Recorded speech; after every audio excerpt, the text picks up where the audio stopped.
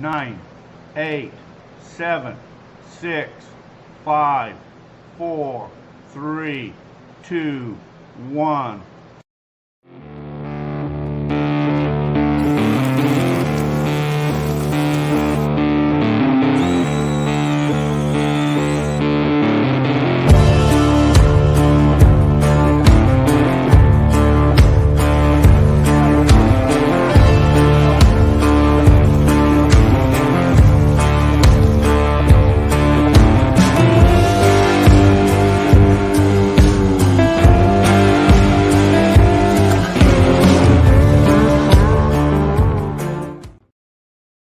Hey, well, good evening once again. It is Wednesday.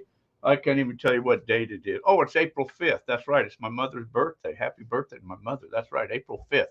Another Wednesday. Let's see. Let me just look down through here in the chat room here. Who's kind of hanging out here? Herb was first. Herb, you win. Minuteman Adventures. Hello. Josh Cooper. Hello. Tina P. Hello. Paul, hello. Trippin' Tommy, hello. Patty's Adventures, hello. Terry Curry, oops, I lost my thing. David V, Brian, Richard, welcome, guys. You guys starting to just, get on in here. Let's see what's happening. So, today's a lot of stuff going on in the National Day, which I don't understand half this. National Flash Drive Day. I guess everybody should have a flash drive.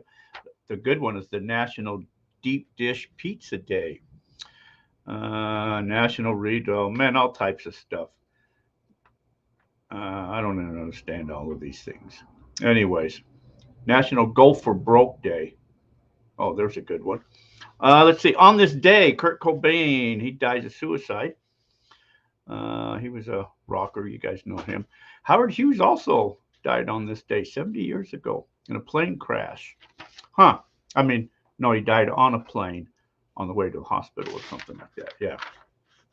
Famous birthdays for all you guys that love the song Happy. Pharrell Williams, 49 years old. If it's your birthday, happy birthday. Betty Davis's birthday, not Betty Davis Has Eyes or whatever that is. She died in 1989. She was 81. Gregory Peck. Died 2003. He was 87. Gold's over 2,000. Silver's over 25. I don't know if all that is still true, but last time I looked, it was. There's still a couple numbers left in the prize wheel, so you guys can check them out there. 928-851-7167 or PayPal at goldfeverradio.com. The push is still scheduled for April 29th through the 30th. Then we'll also do again one 14th and 15th of October and December 16th through the 17th. I talked with BLM today. Still problems. What can I say? There's still problems. Let's see. Kelly Walstead, hello, welcome. Secret Gold Hunter, hello. Karen McAfee, hello. Birdman, welcome. Huge gold stack. You found a bunch of gold? All right, cool. We got stuff to talk about there, Birdman. We got all types of interesting things going on here in the world.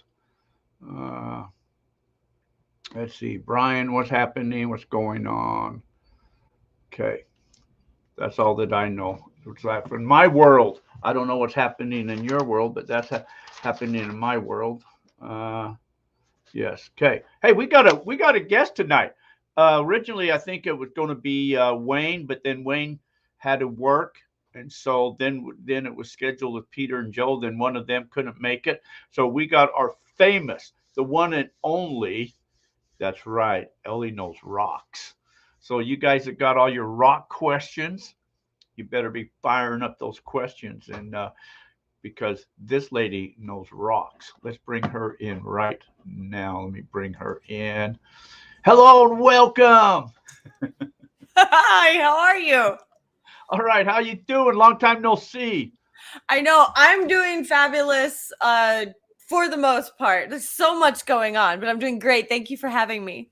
Well, so what you been up to since last time? It's been a couple years, hasn't it? Oh, yeah, like two? at least. Yeah. I've been doing so much from rock hounding adventures to looking for gold to prospecting to helping other people find gold to TV shows to movies to game shows. My YouTube channel is, growing tremendously. I've been doing collaborations and more stuff like that. And now I'm actually in between, a bunch of rock hounding stuff and planning my wedding. Wedding. Wow. Well, Yeah. congratulations. Thank you.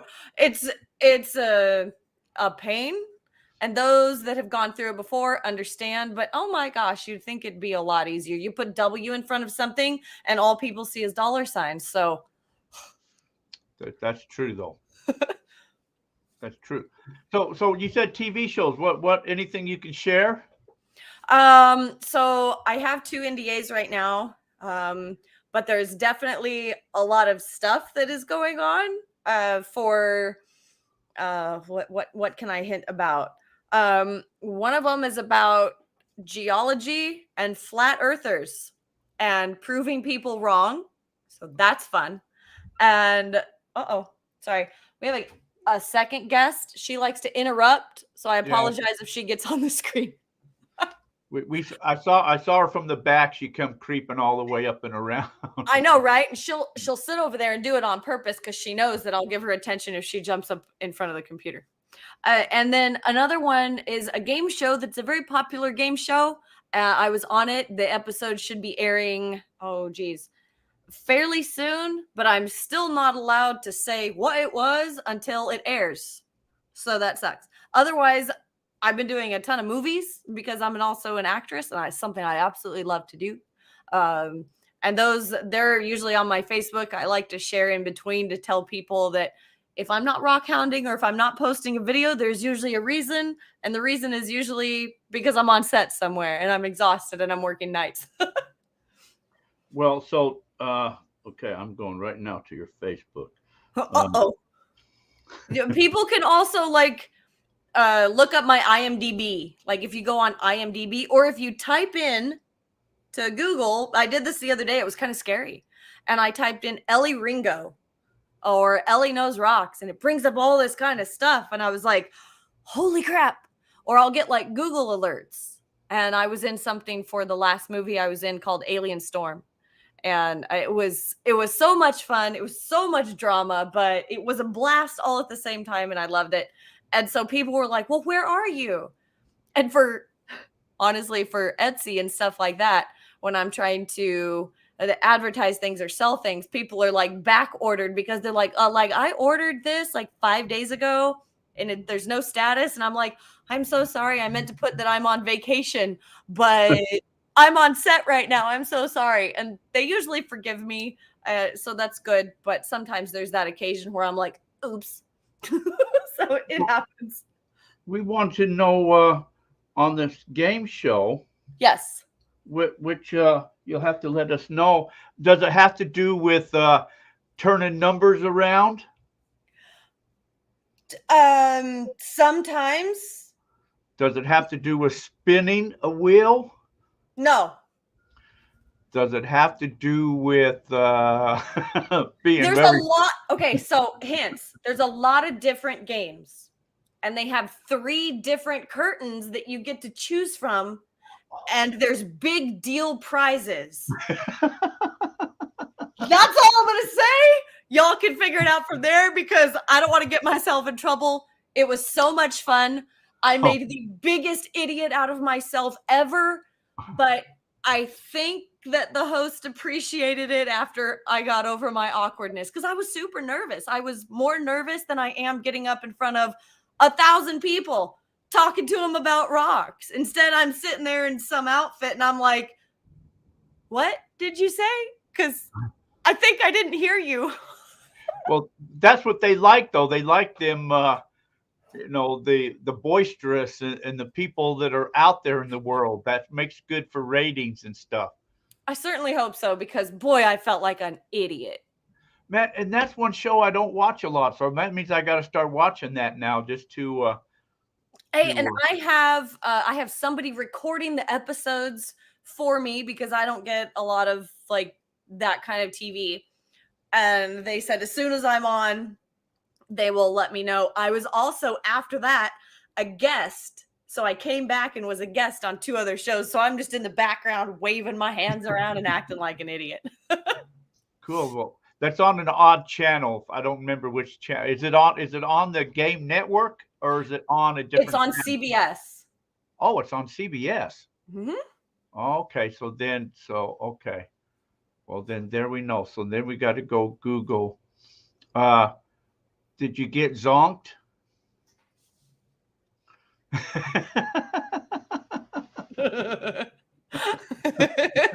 not saying a word, but no.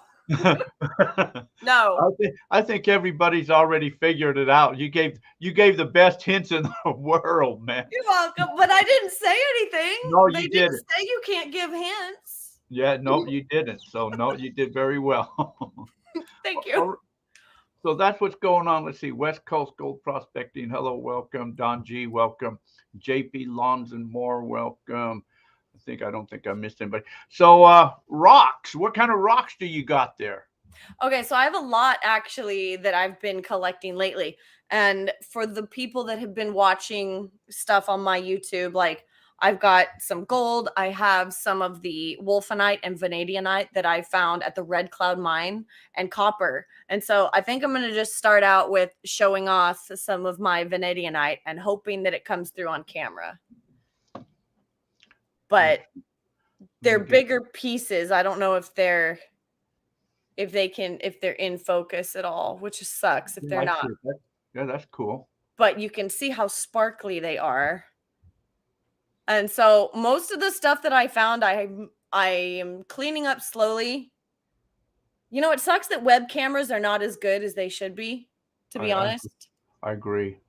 Like it. Oh, there it goes. Yeah. Check that out. Okay, it is focusing. Cool. And so it's super pretty. Let me get the other one up and put it like super, super close to the camera. But, oops. Hang on. Maybe it'll do it. There he goes. So they're clusters. This is all Wolfenite. And I dug it out of the ground with the crystal collector. I had so much fun. And I put up my video about it. We had a blast. I was laughing so hard. There were so many times that I like nearly peed my pants. I was just rolling. And then that was all from South Geronimo. This is from North Geronimo. This is the underground Vanadiumite. Wow. And I absolutely love it. And so most of the pieces, hang on, let me grab a sunset piece because they're really pretty. This is the Vanadiumite that they're known for, is what they call Arizona sunset. Come on, focus. I apologize to everybody who's going, oh my gosh, it's not in focus. See that yellow and orange? Oh, yeah. So that's called Arizona sunset. Oh, I never heard of that. Isn't that beautiful, though? I see it, but I never hear it. Yeah, it's not like rock hounds know about it, nerds know about it, and so that I think Arizona's famous for the Wolfenite. Yeah. So let me show you the blades on this one. Oh, pretty. Isn't that beautiful?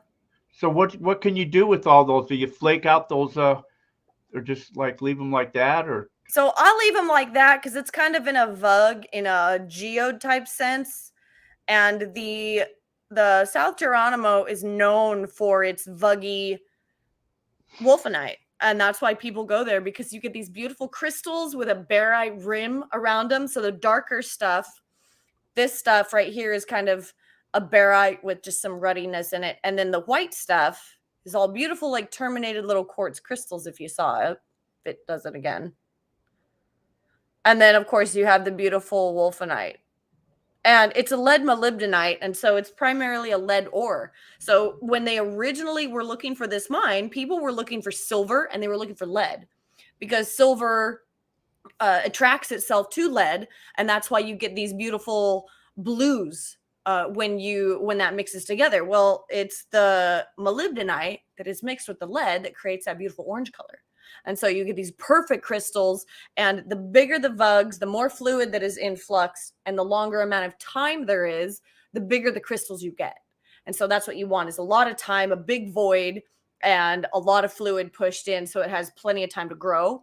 And some of their crystals get huge. I mean, some of them are, the size of a quarter and bigger. I only found small ones myself, but I was thrilled with what I found. I think they're amazing. And I mean, for some of them, half the stuff that I do, if I have extras, I put it up on my Etsy for sale because I don't need it all. And I want other people to have it, but I also don't give it away because it's like, I have to go out there and spend so much time to do it. And people often ask, well, why don't you just give it to everybody? Well, it's the same reason why you're like, well, hey, I made this.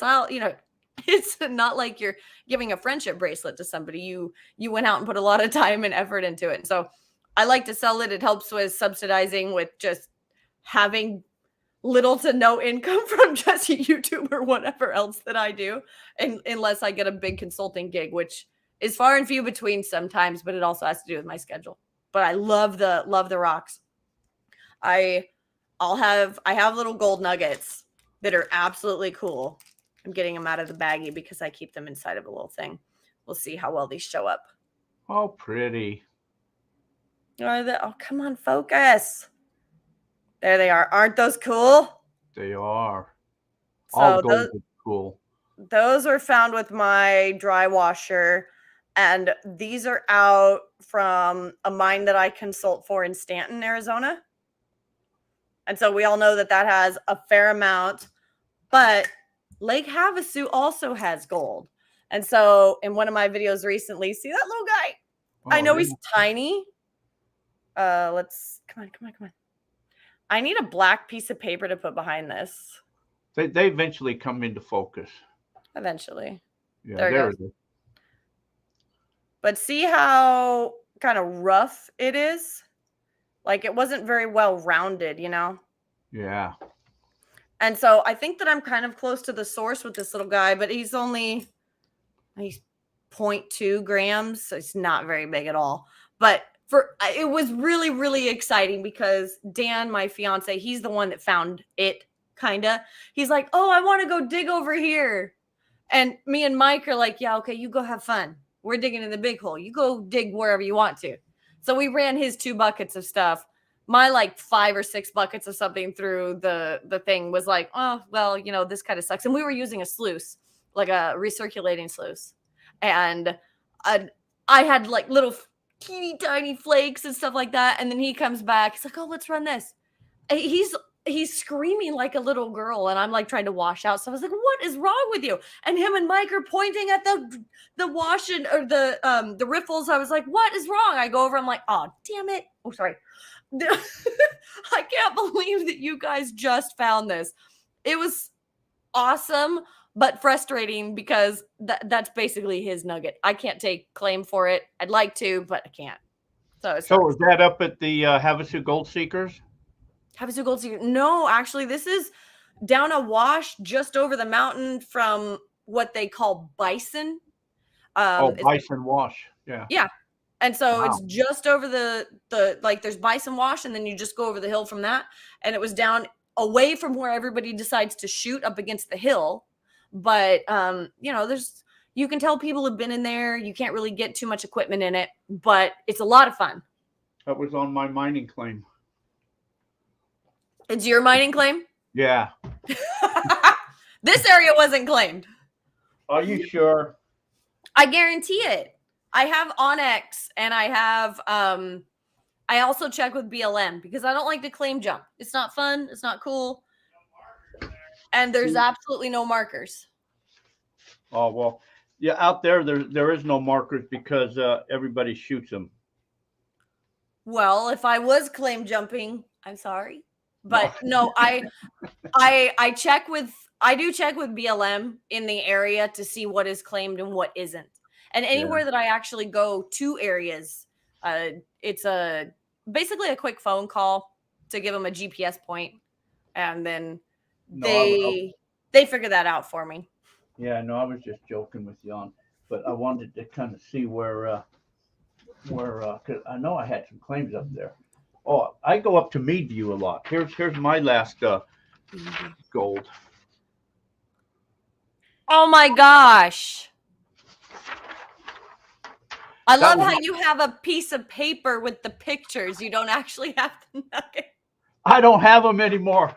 I give all my gold away. I will donate mine to some of the gold clubs so that they can auction it off for the raffles. But there are some of them that I keep that I really just love them. Like, I'm not in it to sell them. I don't have gold fever, as they say, but I love going to find it and to teach people what to look for to find it. That's really my favorite thing, is to teach them like the little geology signature signs in order to find gold, especially on their own claims. And that's a lot of what I do. Is I'll go out and walk for just, it seems like, hours on someone's claim to let them know, like, either what they have or what they should be looking for. And also, which is really sad, if I'm on a claim and I don't think that there's anything there at all, and I do a couple test runs and we don't come up with any gold whatsoever. And that's kind of devastating for the person. But sometimes it's also if they're going to purchase it, they'll have me go out there with them if they don't know a lot about it, and then we'll do a couple test runs and walk around. Sometimes it's great. Sometimes it's like, no, don't even bother. I would still like to find them claims that I have up there, so we can see how close really they were. Oh, that'd be awesome. Because I know it's on the far corner of Havasu. When you go up there, you got to go all the way through. I was trying to find my directions on what they were up there, and you can tell me how close you were. How close I am? I know the exact wash I was in. Okay, so here's the one from Havasu. You go up, because see, the road is Bison, I think, was why it says, let's see, from Parker, Highway 95 towards Havasu, before the London Bridge, you make a right onto Smoke Tree Avenue, go approximately 2.5 miles, and turn right onto Kiowa Boulevard, stay on Kiowa, it goes 3 miles to Bison. Mm-hmm. Take Bison to Paso D or Drive. This turns to a dirt road, go approximately 1.5 miles to claim. Well, I have to go on from Kiowa. I turn onto Bison. I go to what's called the meetup point. And then you go left, then you go left, and then you go 2 rights, and then you go down a wash. And it's from where Bison turns into a dirt road. We probably have to travel about 4 miles before we get to the point where I was at.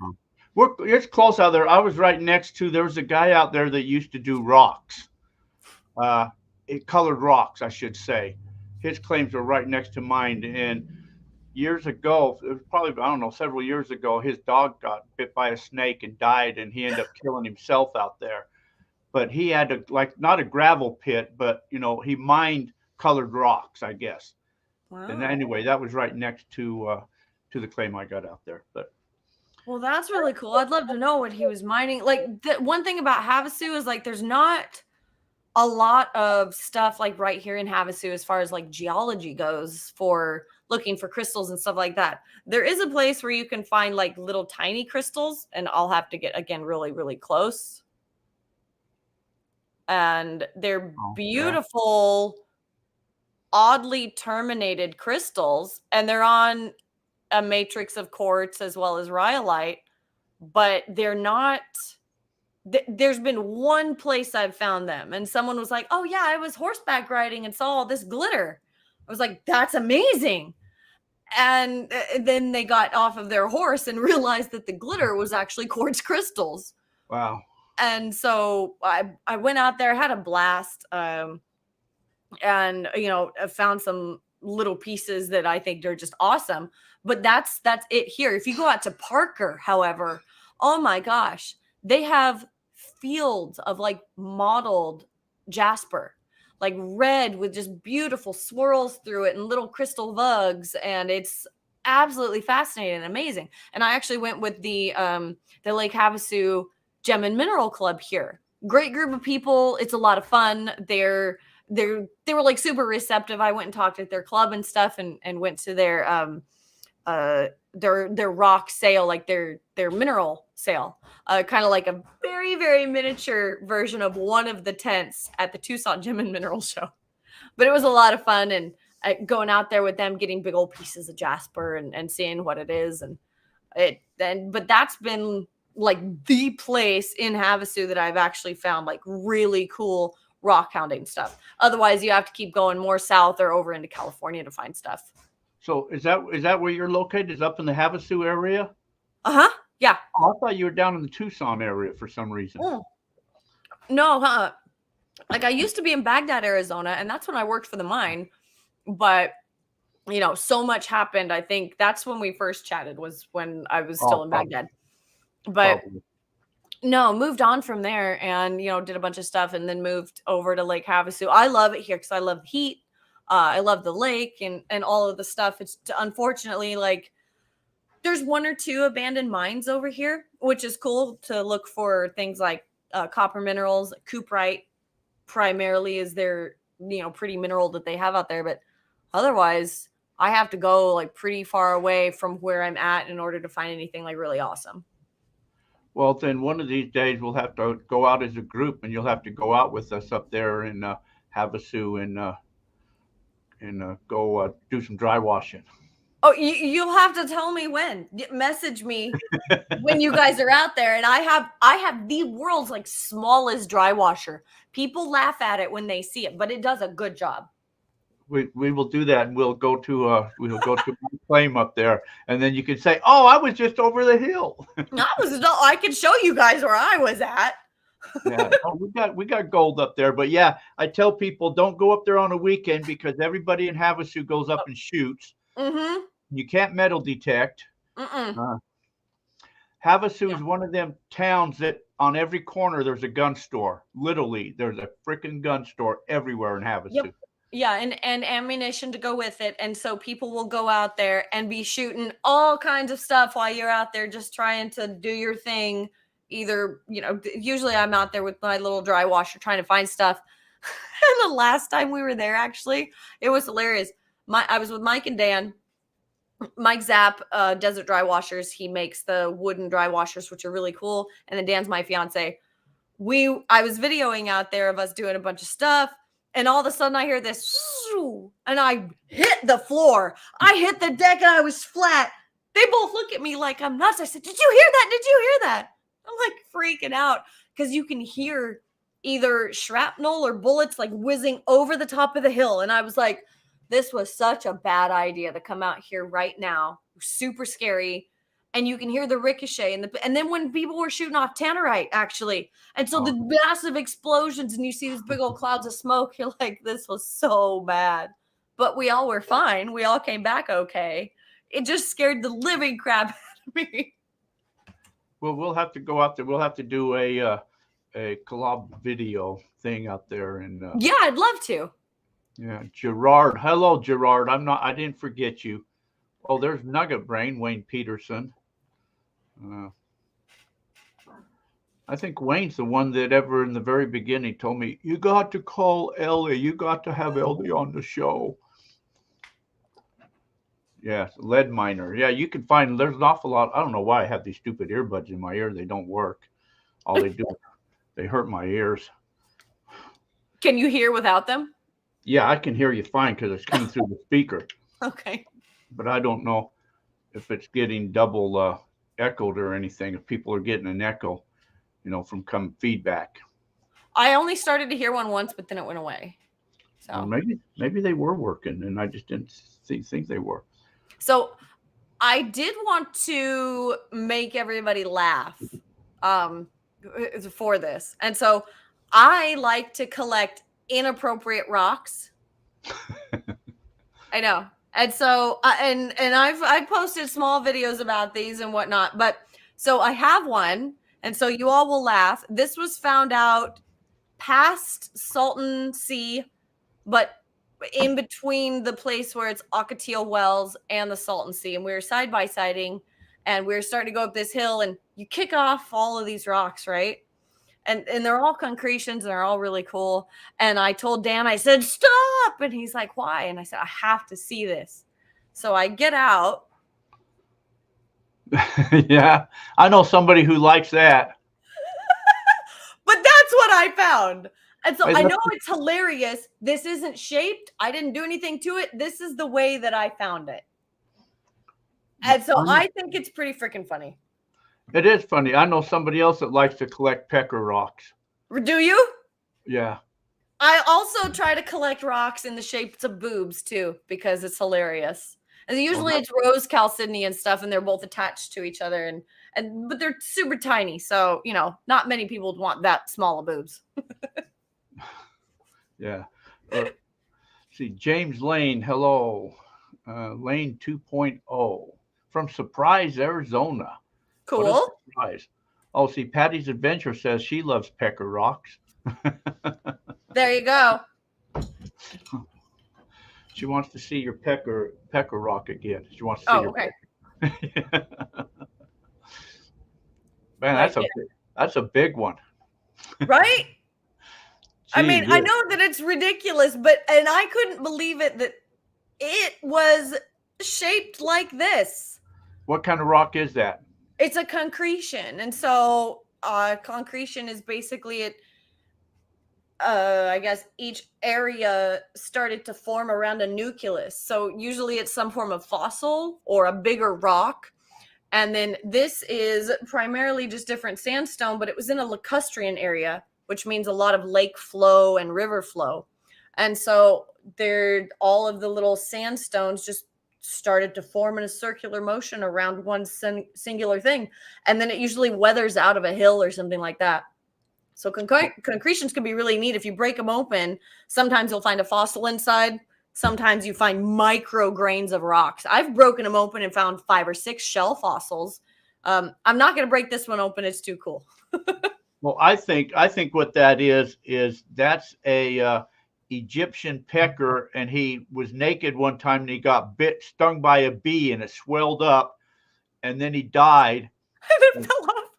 And it fell off. It got mummified, right? Yes, and you found it. No, I love stuff like that. I think it's hilarious. Yeah, you could tell people I got a fossil, an Egyptian pecker. I got an Egyptian pecker fossil. Yeah. Oregon MG Toe. Mark Bill, hello. Yeah, you guys all coming in. Guy Carl, hello. I think it's petrified and fell off. Yes, something Peckerfied and oh my gosh. Peckerfied. Oh, that's peckerfied. Oh. Oh my gosh. Are people okay? There we go. Mine was on private chat. Now I can see everybody's comments on the other side. Oh, private chat's just if you want to send me a message without nobody seeing it. Mm-hmm. Okay, so now you can see what everybody's saying. Yeah. They call them sex rocks. Just another fring rock. No, it's an Indian sex stone. Indian sex stone. Yeah. Just another frickin' rock. It is just another rock. But it's a cool rock, though. It is. I like them. I think they're cool. Like, I'm weird. I can be weird, but I end up collecting, I don't know, all kinds of different rocks in general. So I'm selective so that my collection can be differentiated from just a single rock. But one thing, like, I've been cutting everything open lately, and I'm sure if people have been watching, they've been seeing it, but I love these. This is, let's see if it focuses. This is called Mexican lace agate, and it's stunning and it's beautiful. And every time that I end up opening like a big old piece of it, it always has sometimes little hidden areas with little crystal vugs in them, or just beautiful, beautiful lines and features. And so, I mean, if it's not something that's a very unique shape, I like to cut it open and see like what's in it. And that's something that's awesome. Like, you do that with geodes or thunder eggs or whatever. But I was in this different area last week. It wasn't Saddle Mountain. It was way like south of Saddle Mountain. And I was looking for agates, and somebody told me about it. And they said, there's banded agates out here. It's awesome. all I was finding was a bunch of chalcedony with maybe a little bit of fire agate in it. It was neat, but it wasn't like fabulous. So I told my friend, I was like, let's drive over there. Let's drive closer to just wherever it was. And I think it was my natural like rock hunter intuition. And we went over there and oh my gosh, that's where it was at. We found banded agate everywhere. And so I actually collected 15 pounds of rocks over the course of a couple hours. And I brought them home and I have a ton of them that I'm going to cut open. And I can't wait to do that. But I always kind of try to hide them from Dan because he's helped me move multiple times. And the last time we moved over 2,000 pounds of rocks because those are just the ones that I keep in my like either rock garden or wherever. And he's like, really, what are you going to do with more? And I was like, well, I've got a lot of yard. I can put them everywhere. So I have to be selective. But if the ones that I found are awesome when I cut them open, then I keep them. Otherwise, I put them on my Etsy and I sell them and that kind of thing. But it's like the thrill of the hunt and you got to go find it. So it's something that I've been so enjoying lately since I got my tile saws, just cutting everything open. Was that Jasper near Havasu, Paul says? The Jasper is in Parker, Arizona. I remember used to see you mentioned Stanton a lot out in that area, like down towards Wickenburg and that. I used to see a lot of Jasper out in that area. So going towards Wickenburg, there's a lot of quartz crystals. There's a lot of limonite. And there's a little bit of Jasper, but not a ton. Not at least that I have found for going out in that area. It's been a long time since I've been up there in that area playing around. Yeah, so with the arrowhead question, yeah, people do make arrowheads out of agate because agate is the same exact mineral composition as like chert and flint and so on and so forth. I'm actually in the process of making a video to describe all those microcrystal and silicate minerals because people love to say stuff like, oh, I have poppy jasper, or I have Egyptian jasper, or I have mottled jasper, or I have this type of agate or this type of agate. And what they're really saying is just a street name for something. And it really has nothing to do with the actual mineral or chemical composition of the rock. And so I'm breaking that down. A lot of the clubs like to know about it because they're like, oh, what's this? What's this? And I just say, well, that's an agate. And they're like, what kind? An agate? there's not really like a kind. It is what it is, but people love a fancier name. And so I'm trying to break that down so that it's easy to understand, but because there's not really a complication for it. But people love to have something special, right? People love to think that what they found is unique. And I don't want to take that away from them, but I do want them to be educated at the same time. Well, educated. Okay, that picture I showed you this. Okay, yeah. Those are all found metal detecting. Were they? Yeah, and see how they're all rough?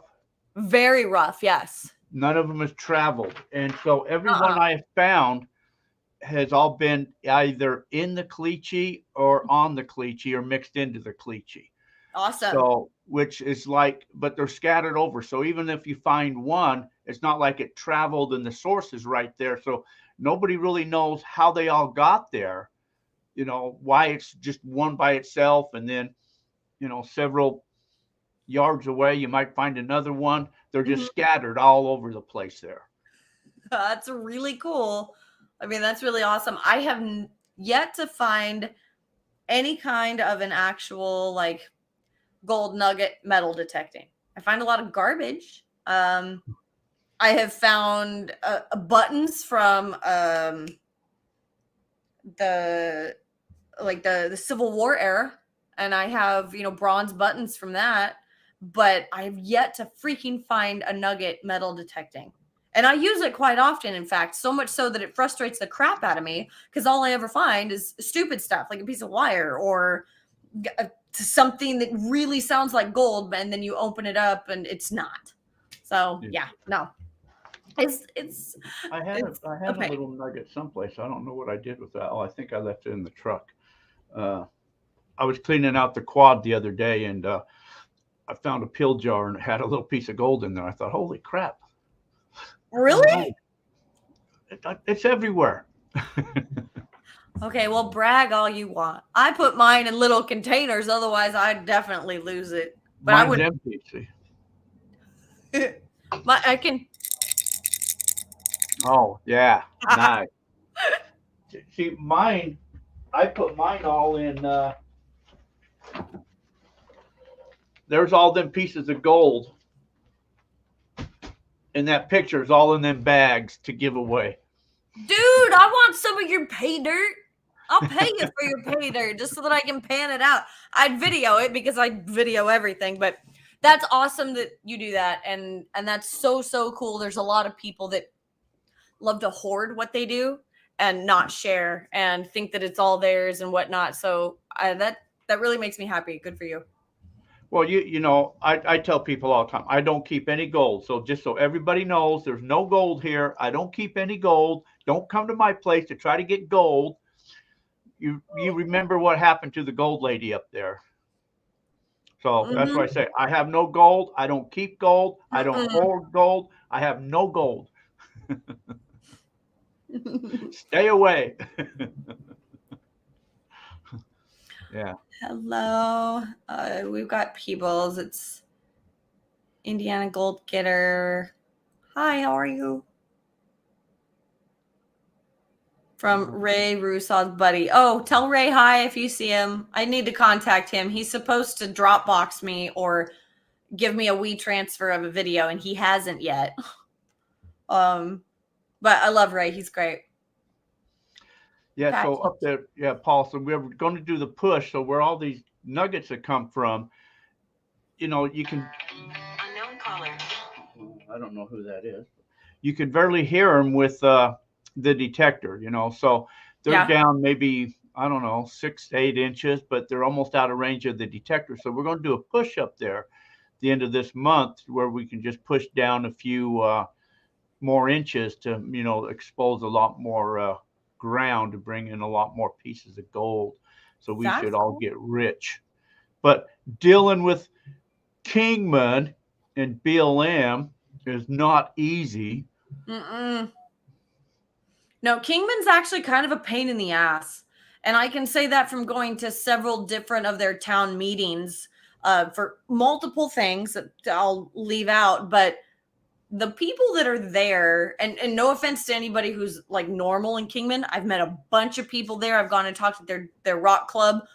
The Rockhound people are amazing, but holy crap, there has been just some normal, I guess it would be the rancher type people who think that if you do anything out there that is beyond ranching, it's going to kill their cattle or it's going to hurt their livestock or it's going to hurt their farm. And it's like, all we're really wanting to do is our own thing on a different part of land that has nothing to do with you. But boy, people will show up out of the woodwork and say, no, this affects me. I'm going to hurt. Everything that I do in life is going to be damaged because of what you're doing. And talking to like the council there is so extremely difficult. And it really is discouraging if you're trying to make something happen or trying to do something new. So that it sucks. So Emerald Triangle prospecting. Well, our chalcedony different types of agates, carnelians and chalcedony. So basically what it is, it's microcrystalline quartz. And agate specifically is see-through or translucent. So you can hold it up to the sunlight and you can see through it. Sometimes it's slightly transparent, which is awesome, but mainly translucent. And it'll have sometimes different inclusions. It can be any color, clear, white, lavender, yellow, orange, sometimes black. The very, very, very white parts on it are either opal or if they have lines through it, a lot of people call them water lines. Those are actually lines where the oxygen bubbles in the system got trapped before another layer of clear or non-included silica came in and was able to harden, I guess, a little bit faster. And so the air bubbles creates these beautiful water lines, as they call them. So that's really cool. You'll get beautiful banding. But honestly, it is the exact same thing. So there's a question: what type of rock would be the best to hold gold? Ooh. Okay, so this is a loaded question. Okay, one, everybody loves to think that quartz has the most amount of gold. This is true in some cases. Mostly geothermal, hydrothermal areas will have beautiful quartz veining. And so you'll get, everybody loves to search along a vein for gold. That's the easiest way to find it. However, gold can be found in tons of hematite. The more iron you have in the system, the more gold you're going to have. Because, like they say, gold rides an iron horse. So, if you have a lot of hematite, a lot of magnetite in the system, and of course, just iron ore on itself, you'll have more gold than you will quartz. And the reason that quartz follows gold, or that gold follows quartz, in a hydrothermal reaction or geothermal area, is because when that fluid is being pushed up, you get iron, little bits of iron that attach to that. So when you think of iron and quartz, you can get purple. So you get amethyst, or you can get kind of that ruddy orange color inside of the quartz, and you'll get it along joints of quartz. So gold loves to follow that area and will attach to it so you can see it really easy. And so that's why people always say quartz is with gold, quartz is with gold. Yeah, that's fine. But honestly, your darker minerals, your heavier felsic minerals are going to have more gold than just regular quartzes. And then when you're talking about other mineral assemblages, anywhere where there is silver, there will always be gold. Anywhere where there is copper, there is always going to be gold and silver. And so there's just many, many different things that you can look for. And of course, the blacker the rock, the more iron, the more gold that you're going to find. The uglier the quartz, or that dark purple quartz.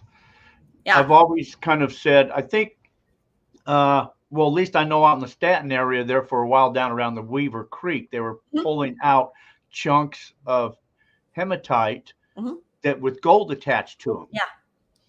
And so is it true, or does it not matter where gold more attaches to the hematite rather than the magnetite? It's going to attach more to the hematite. And because magnetite is actually, it's funny as it sounds, it's actually going to repel some of those iron minerals. And so those iron minerals that are going to be attached to the gold are not going to attach as closely to the magnetite. Yeah, magnetite's always going to be there because the specific gravity is really, really close to hematite, but hematite is still heavier. And so it's going to be attached to either one if there's a lot in the system. But if you have hematite, go with that. Always look for it there way before you go to the magnetite. The magnetite is just there because it's there, because it has nowhere else to go because of its specific gravity. It's too heavy to wash away. But that's the black sands in your pan once it crushes down or breaks down. It's right? Hematite and magnetite, yeah. But you're always going to have more hematite than you are magnetite, hands down, because hematite is just a little bit heavier than the magnetite is. And even those micro amounts make all the difference, especially when you're in a pan. Okay, so I thought somebody, oh, yeah, he wanted to know. Let me see, there's a good question. Silver City, New Mexico. Somebody said that. I've been there. It's very cool. Pocket gold. What can you tell us about pocket gold and residual placer deposits? So I'm not sure if you're meaning pocket gold in the sense where it gets trapped in an area as it's been washed in like a lacustrine area or a river, or placer deposits just being, from the source being traveled down on like a fan or a debris flow or streams or that kind of thing. But what I can tell you, when you're looking for a placer deposit, always try to either find an old map. And the reason for this is because really old maps, I'm talking, 50, if you can find one that's 100 years old, that's amazing. But 50 or plus years older, because you want the stream beds. You want those really, really old stream beds, because nowadays they're all going to be covered with something. But those really old stream beds, after you excavate them and you bring to the surface or liberate whatever's in that old stream bed, it's going to have more gold than any of your stream beds now, because all of that stuff is going to be coming from a source, which is usually a big hill or a hill that's no longer there because it's been weathered down through water, rain, wind, whatever's going on. Those old stream beds are what you want.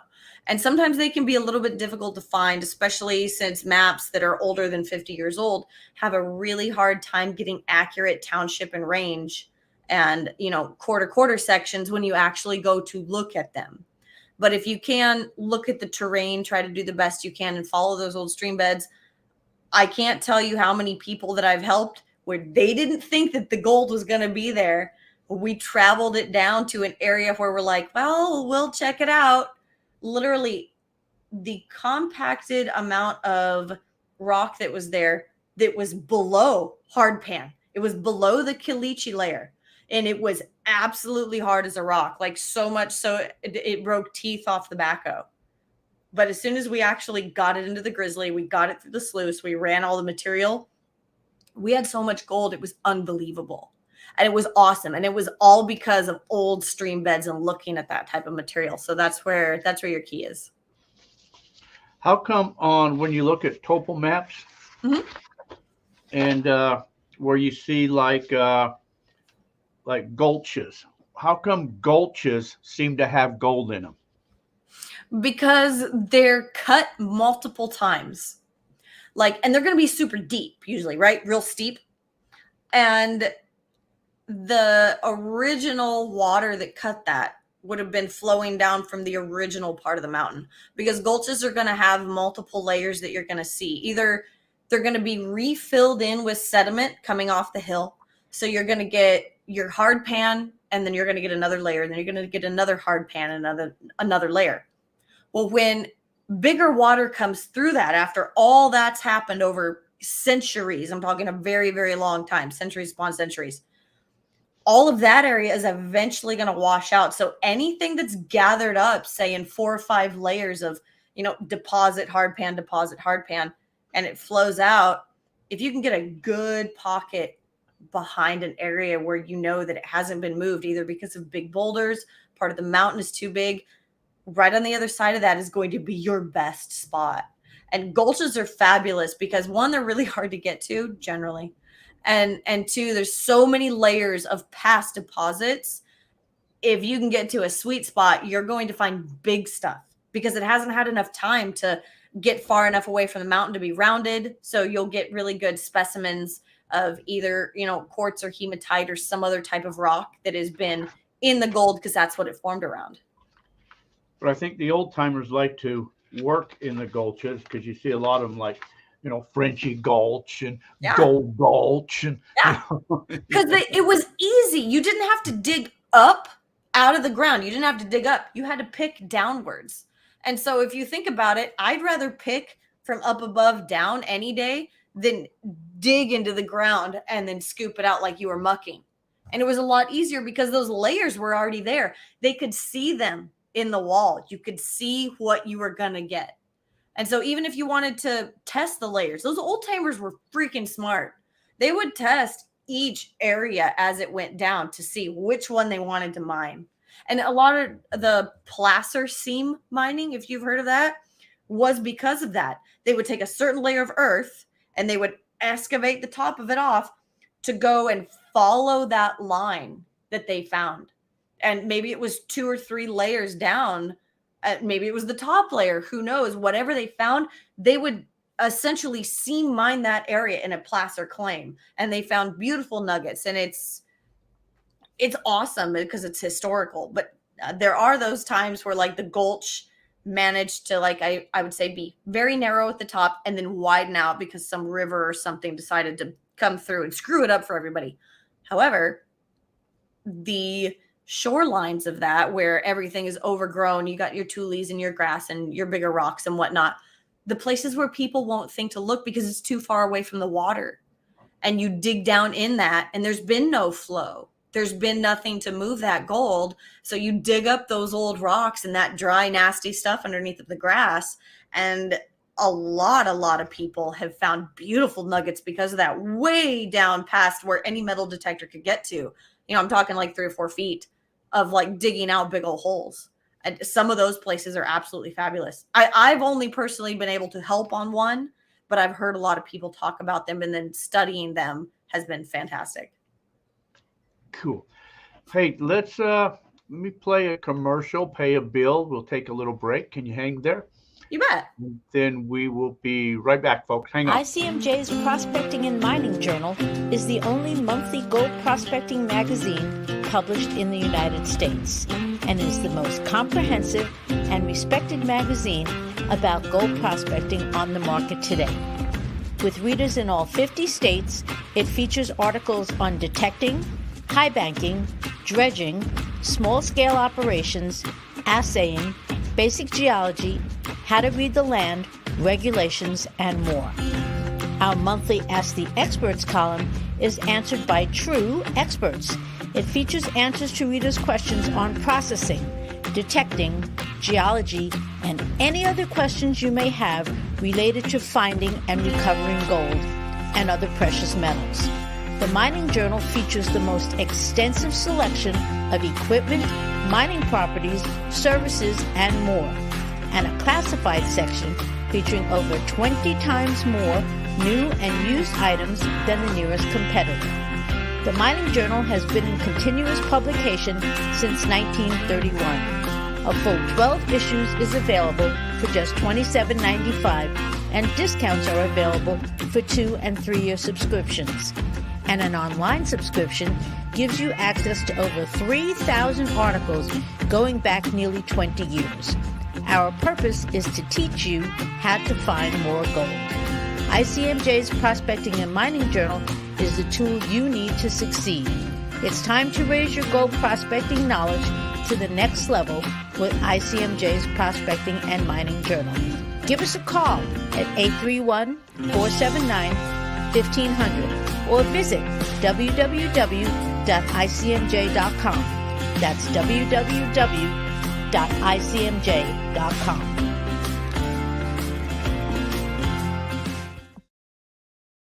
All right, good magazine there. Our guest, Elley knows rocks. I don't know if I told you, but years ago, I used to have a mining claim up there in Baghdad, and I remembered that I forget the road, but it was like next to a trailer park, and you went in, and then you had to go all the way back in. But anyways, I couldn't find this road, so I go to the service station, and I go inside the store there, and I ask somebody, "Do you guys know where this road is?" And the lady's like, "No, I don't know where nothing's at." I said, "Oh, okay, excuse me for asking." I'm pumping gas, and there's a guy on the other side. I ask him, "Do you know where?" And he says, "No, no, no." He says, And I said, "Oh, okay, whatever, And I'm driving around, and I saw somebody on the street, and I asked them, "Do you guys know where this road they're at?" And they're like, "No, no, no, we don't have time for you." So finally, I hunt all over, and I think I finally get on this road, and I start driving, and there was this cattle guy coming back out, a cattle rancher. And so, he stopped me and then asked me if I needed any help. I said, "Yeah, I'm trying to find this road." He says, "Oh, well, what you got to do, go down there and hang a right, and there it is." And I'm thinking, people out in the desert are willing to help you. People in the city could care less about you. Yep. Yeah. I've been asked on a couple different occasions for, like, I would say random directions, right? Or that kind of a thing. I love to help people if I know. It's not like I don't have time. If I say I don't know, I'd love to try to help. But like, if I know, I'm going to freaking tell somebody. And so good for the guy that actually told you where to go. But what a pain in the ass for a bunch of the people there. I mean, I would have to say the people in Baghdad, if they're not a handful of the people that I know, I got to say they're the most stuck up, rude, and think they're the best people in the world sort of a place. And it's like, you're just in a freaking town next to a mine, and you work for a company that is a horrible company. So, like, get over yourselves. But that sucks that the normal people there weren't cool to, like, help you out. That's so bothersome. But I'm glad that the rancher did. It's cool. Yeah. And then I used to have claims up there by we went in, I might be getting it confused, but I think we went in around the town of Nothing. They're on Burrow Creek. And if you went clear up on the ledge, you could look down and see the mine the operation of. Yeah. Yeah. Okay. Yeah. Yeah. There's a bunch of different stuff back up in there. I've been when I lived over there, I'd take my side-by-side or my Jeep everywhere. And I think there were a couple places that I probably shouldn't have gone to. But the gate was broken, so but the one that kind of freaked me out is when I ended up on the backside of the dump in the mine property. I was like, oh, I definitely know I'm not supposed to be here. But technically at the time I was still an employee. So I don't know that there's too much they could have done to me. At the same time, I was like, this is so cool. I'm back here with my Jeep. It was at night. I was flipping out. It was funny, but it's a lot of fun. And through a lot of those areas, especially back through nothing, if you travel all those little trails, there are so many abandoned mines and so many cool places that you can see. You just have to have the vehicle to get back there. There's a lot of great rock hounding as well. It's a lot of fun. Oh yeah. On Burrow Creek and all that, you got all that agate and the purple agate that a lot of people like to go hunt and all that. Yeah. I'm so glad that I did find a piece of the purple agate. Plus I have the blue and then every other color. But I mean, I've been hunting in that area in Burrow Creek for 7 years before I moved anyways, before 2 years ago. And so there were so many times I went back there just to kick over rocks to see if I could find a good one. And finally, when I found a purple one, I flipped out. There was nobody there to witness it. So I'm just screaming in the desert by myself. But I was so excited when I came home and I showed it to Dan. He's like, oh, cool. I'm like, dude, you don't understand. So, there's both types, but it's an amazing area. Yeah. Even going down to Burrow Creek, if you walk towards the bridge and you take a sledgehammer and you break open rocks, you'll find really cool stuff. Yeah, you got to dig into the banks and stuff to pull stuff out. Yeah. Tommy said, we found up here on one of our claims in Vicksburg, actually, is where we're at.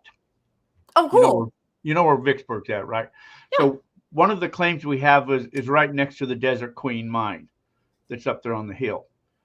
If you're familiar with Desert Queen.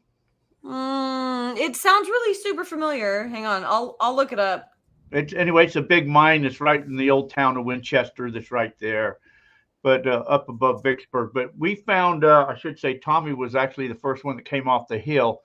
But the old timers missed a deposit or placer deposit. It was underground. You could only find it metal detecting. But we were pulling. Oh, I don't have that magazine. The pictures were in that American Digger magazine a while back. But man, I pulled one piece of gold off there. To me, it looked like a big hunk of caliche. No way. But the metal detector went crazy, so I kept it. You really couldn't see the gold until I got back to the truck and kind of washed it off. You could see the band of gold in it. So I took it up to Havasu up there at the jewelry store there, and he did a specific gravity, and he told me there was probably somewhere between 15 and 20 ounces of gold in it. So because it was so ugly, he didn't want it. So I put it in acid to just break it all down. Yeah. And it had 18 grams of gold in that rock. Oh my gosh. And we pulled so much gold off of it, but nobody knows the source. That's what Tommy was saying. You need to come out here and do some geology on this hill to tell us where this gold has come from. That'd be a piece of cake. I mean, I know, I don't mean to make that sound lightly, but I don't know. I think that if you're really like a true rock hound or a geologist or whatever, and you go to look for stuff, like, I'm not into the spiritual, oh my gosh, like rocks have almighty powers, but there's something that you can sense, and it's just in the lay of the land or the certain rocks that are there. And if they are there, you can kind of just map it out in your head. And I mean, I take a little sketchbook with me and I like draw all kinds of stuff and make weird notes, but usually I can end up finding the source. And that's what kills me. If I can't find it, I'm super frustrated, but I can usually help people find a lot more gold than they're already picking up. Well, we were thinking that like at the top of the hill, you got to be a billy goat because the hill's like slanted, So my thinking is at the top of the hill, you got the outcroppings coming, up, and that was probably the source, and that broke off. And then when it slid down the hill, way before the old timers got there was nothing on the hill. It was just smooth hill. But then over time, the rest of the debris and weathering covered everything up. So it was just scattered, but it's only in this one little portion that we're finding the gold in. But it's been kind of hammered to death. So what's the primary rock type? Do you know? The what? The primary rock type? Like the country rock? Well, we've never found anything in the quartz. It's a darker rock. I was trying to find a picture of if I had that. Okay, a picture would help. Yeah. I don't think I have that magazine here for some reason. I don't know why I don't have that magazine. I'm Googling Vicksburg right now to figure out how far away it is from me, because I believe that it's 45 minutes from Parker. Oh, okay. Just to give you that idea. Wonder where that magazine's at. That's weird.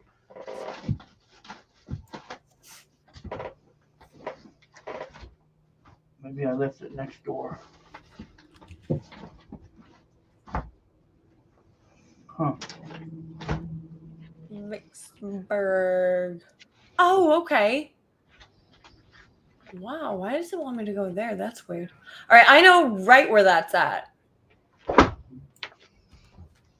No. Really? You know, Google Maps really sucks sometimes. I'm sorry. Oh, they do. It's just like, geez. It's like what? It's like cheese? Okay, so that's an hour and 25 minutes from me. Yeah, it's about an hour and a half to Havasu. And that area is really cool, though. I mean, I take the 72 all the time when I go over to Phoenix, because I take the 72 over to whatever it is, the 60 to the 10. And I pass through that area a lot. And so that would be kind of cool, though, to go into that area to check it out and be able to help you guys. That'd be neat. Yeah, it's a brown rock. I must have the magazine next door. Somebody said, Tommy, you don't have no pictures? Schist. Is it a schist rock out there? It's not really a schist. So it's not really sparkly? No, it's like it's just a, you know what? I'm going to put you on big screen, and then I'm going to run next door. So while you talk to everybody, then I'll be back. How's that? All right, guys, here's your chance. Ask questions. He's gone. I'll do the best I can at answering them. The country rock is a rhyolite. That's what I was thinking. It's either a rhyolite or a rhyolitic basalt. So quick, geology story time. The entire area of Lake Havasu, Parker, and then beyond is all part of the ignimbrite flare-up, or part of the, what's that called? I forgot the orogeny, but it's before the laramide. Regardless, basically a bunch of volcanoes blew up in the area from here to way down in California and in parts of Nevada. And so it basically made this entire area like this big old pool of molten rock. And that's when the basin and range started to form, because everything was spread apart. So when everything spread apart, it left these big old voids and cracks everywhere, from way up Tonopah, Nevada, all the way down to parts of California down by San Diego and parts of Texas. And so those voids started to be filled with hydrothermal and geothermal fluids, which brought in gold and silver and copper and beautiful, beautiful minerals that we have now, which gave most of Arizona its secondary mineralogy. And so with that, a lot of people have been able to find their claims based on following that trend. So you get beautiful spots, but mostly in the Lake Havasu area, the Parker area, and a little bit beyond, you have this rhyolitic basalt mix, because the basalt wasn't quite solidified. The rhyolite didn't exactly know what it was doing when it was being spewed up. So you get these two types of magmas that mix together, that in a good circumstance, they form this really solid rock. In a bad circumstance, but which is really good for the gold part, they're very crumbly. They're not, they don't hold together very well. They're not competent whatsoever. And so that's where you get a lot of the gold that pops out of your rhyolite or your rhyolitic basalt. If you have that really hard basaltic rhyolite that has this really, really strong composition, the gold gets trapped inside of there. And so you can't liberate it very easily. That's when your lode mines come in and your hard rock mining, where you need to really break the rock apart, which sucks. But for placer mining, you want that crumbly rhyolite. And so a lot of the areas where you have these beautiful alluvial fans, you'll have like a brown, a tan, a reddish, and an orange types of rocks that are there. So not only do you have the iron, you also have all the quartz in your feldspar, so you get a little bit of clay. It's a little bit squishy. So the gold can actually be covered in a lot of clay. And that's where people get in trouble with their dry washers. If you have any kind of a hard pack clay, or if you have a little bit of moisture and your dry washer can't dry out all of that slough and the stuff you need to get rid of, all your felsic rock needs to go away in order for the gold to drop. But sometimes it's just so hard packed around it, it gets washed away. So it's always good to check your tails when you're dry washing, especially if the ground is a little bit moist. I'm back here. I can't find that book. Oh, I was just blabbering, so. Oh, no. Hey, that's okay. But I think that I do maybe have. I have Desert Queen mine written down. I will look it up. Okay. Well, somebody said it, so. Yeah, they found a lot of gold. I mean, I know there's some big mines around that area. Okay, here's the gold there. There's some of the gold that come off it. I'll just have to show it to you on my phone. Okay. Oh my gosh. So you should make your screen big, but that's really cool. You can see the rock that it's kind of in. Okay, so you've got some quartz. You also got a little bit of basalt there too. So, I mean, you have, I think you have a mixture. It's definitely part of a secondary type unit. Yeah, that looks like a little bit of quartz with rhyolite with it. Yeah, see, and there's some, I think, in the caliche kind of like. Okay, yeah, you've got either like hard pan or some quartz around it. Oh, there's the ugly rock. Oh, that's on the video. There's the ugly rock that I found. And see, you can see the gold in it. Yeah. That's awesome. Had 18 grams of gold in there. So you had a lot of calcite in there, right? Like, did you put it in some muriatic acid and just let it sit? Yeah. Nitric. Actually, I put it in nitric. Geez. Okay. So did it eat away a lot of the rock around it too? Okay. Yeah, it just destroyed all the rock around it and just freed up all the gold. Mm-hmm. Yeah, I was trying to see if I had a picture of it all destroyed. Geology class for us at least once a month. Terry, I should. There's one that somebody else found. Good blabbering. You can see the brownness of that. Hang on, hold it. Stay there for a little bit longer. So you've got a little bit of barite in this system. You also have quartz, but it looks like your country rock was probably a rhyolite. You have a ton of iron that is with that. And you can see that with the reds and the oranges. And that's why the gold is attached to that rock, because of the iron content in it.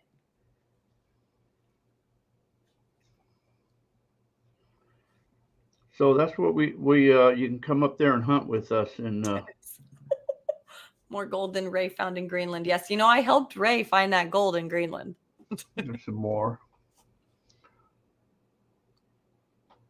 Those are hard. Those are gorgeous, though. So over how long of a time period did it take you to find all the pieces you're showing me? Well, there was 3 of us up there that kind of really got into it all. It was over probably, I don't know, a few weeks maybe. Oh, wow, cool. It wasn't really that long. We know, Elley. Mike Pung, I think, found the first couple pieces up there. Okay. And then we were kind of on the right track, and then we continued up there. Were you finding them with a metal detector, or were you? Yeah, all of them were found metal detecting. Okay. I think you said that, actually. Sorry. Yeah, once it hit went down the hill and hit the wash, a lot of people are finding good gold in the wash. Yeah, that would make sense. Now, honestly, one of the first places that I tell people to go rock hounding, if they've never rock hounded before, if they want to know what's in the area, go check out any wash, any shoreline, any old river, any gulch, any valley. It's going to tell you exactly what came off the hills next to you. And it might look crappy and whatnot, but if it's there, it means it's higher up. So if you want to find the good stuff, keep going closer to the source. And that's where like Google Earth comes in really handy. Honestly, like I use it all the time to find so much stuff if I don't have LiDAR for the area, or if I don't know somebody that has like a super detailed map. And I have a lot of connections through either colleges or USGS or you know, BLM or those places that can help me find different areas, but follow the source. Look at the highest point in the area and see the little lines that come off of it. Each one of those lines is going to have something in it because it came from the source. And that's going to always be your best bet to look for anything. And so you guys are like right on it. Wherever you're looking for those pieces, they're just falling off of the source. Or the source could be buried and being pushed up. That's the picture that was in the magazine. Oh my gosh.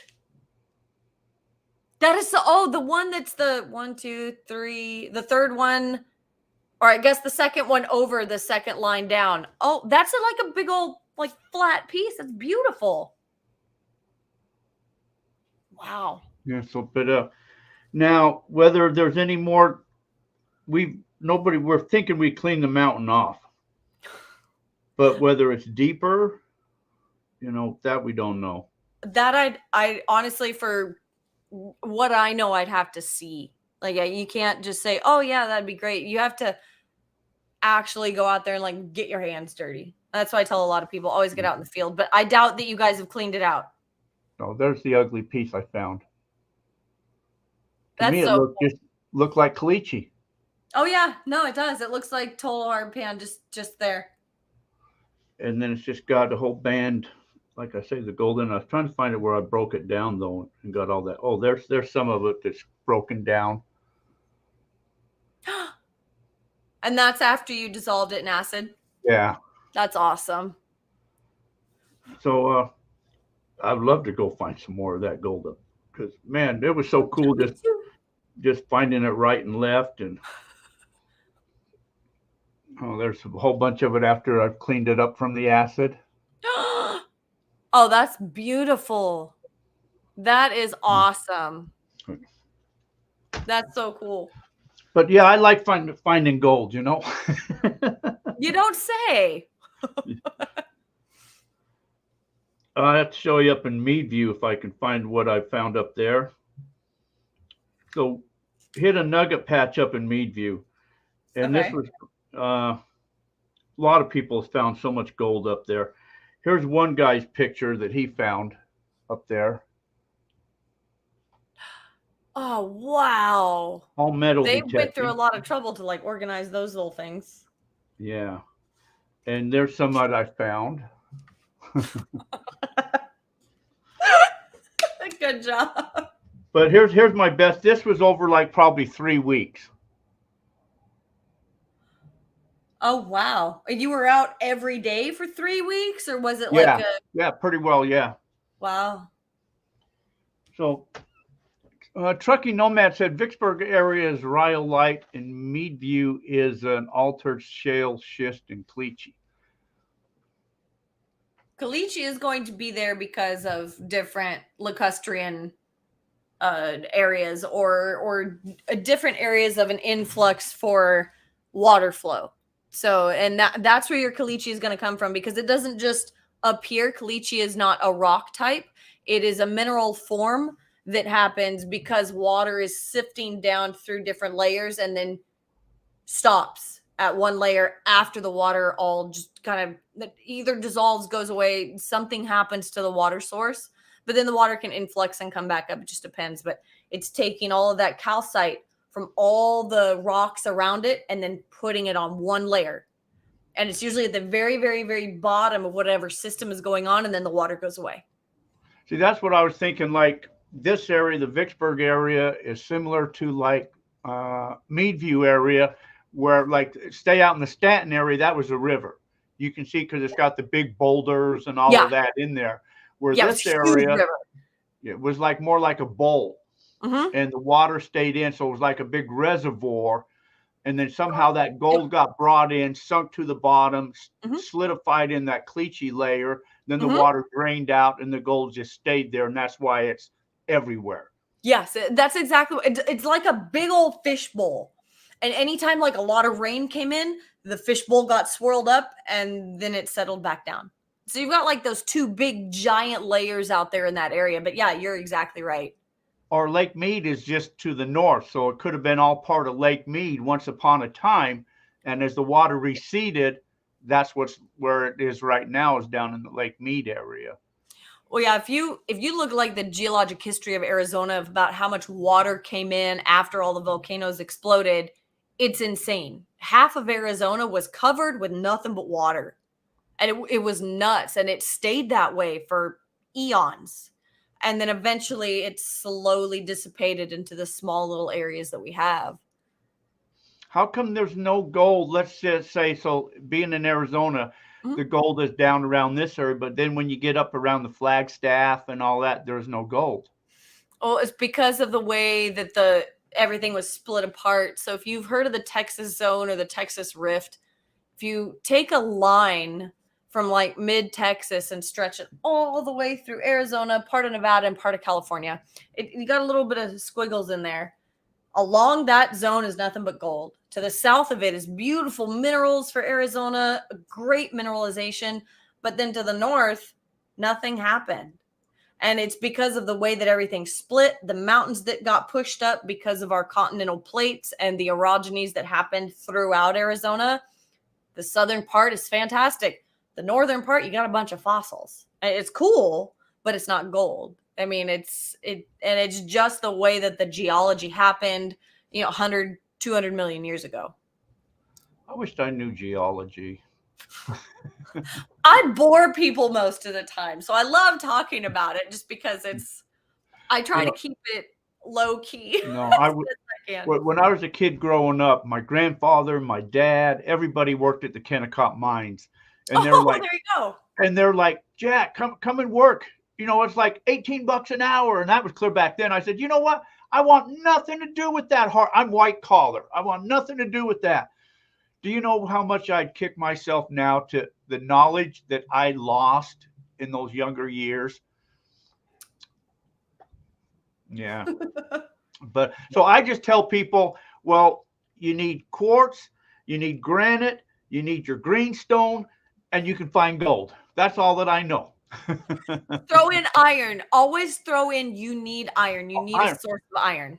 Right. So you look, I say, if you're walking around, you see a big piece of quartz laying on the ground, you pick it up and look at the bottom. If it's orange stained, then that means it's iron, and you got iron there, and you got to have iron to have gold.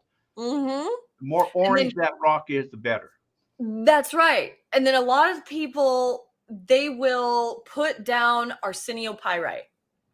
Arsenopyrite is fantastic clue for having gold. Most people think it's just pyrite. You just need pyrite. No. Believe it or not, the arsenic in the system means that more hydrothermal action happened, more geothermal activity was in the area. So therefore, you're going to have a better chance. It's not always a dead hard, yes, you're going to find gold, but you have a much better chance of finding gold near arsenopyrite than you do normal pyrite. How do you tell the difference? Arsenopyrite is going to be a silver gold color. Pyrite, I have it out in my yard. I don't have it with me. But pyrite is real bright, real bright colored. Arsenopyrite is a dull colored pyrite. It looks more like it might have silver in it. Plus it crumbles and falls apart. Normal pyrite stays real hard, real solidified together. It's very competent in comparison to arsenopyrite. But arsenopyrite is the one that you want to look for, especially in hard rock mining if you're looking for gold in hard rock. And that's the dollar one? The dollar color of the pyrite? The brighter color is pyrite. Really? The brighter color is pyrite. Well, like you've got your, what do they call it? Copa-Cola. What? What do they call that name? Copa light or whatever. Like peacock copper, Oh, bornite. I thought it was cupolite or something like that. They called that. You have you have cuprite, which is red, bright red. It's like Cooperite is the color of my hair in crystals. That is a copper ore. And so, Right. Okay. Yeah. Okay. That's I'm confusing with. Okay, you see this? Yeah. The color is a pen. This is a little duller than pyrite. Pyrite is going to be that brassy, brightish gold color. It literally looks like fool's gold. Like it looks like gold. It's so bright, it looks like gold. I got a bunch of that stuff next door, but I don't want to run back and get it. No, it's okay. So arsenopyrite is more silver colored. It's lighter, it's crumbly. It still has that goldish color, but it crumbles, it falls apart. It's a mix between silver colored like this and a gold color like that. That's what arsenopyrite looks like. So I remember years ago, somebody was telling me if you see a big band of pyrite and you follow the pyrite to the gold, basically. You can, yeah. But not all pyrite is like that. So they were trying to explain if it's more crystallized or if it's more of a chunk or cubed or something like that. They were trying to explain that, but I didn't understand it because I don't know rocks. No, it's okay. So basically what they were saying, like pyrite is FeS2. And so basically it's an iron sulfide. That's what pyrite is. And so when you get arsenopyrite, you have arsenic that's mixed in with the system. And basically all it means is that there's been more influx of fluid, secondary alteration. And so you have a secondary mineralization with the arsenic being in the system of pyrite. So gold is going to follow that. Gold happens when secondary mineralization happens in the rock.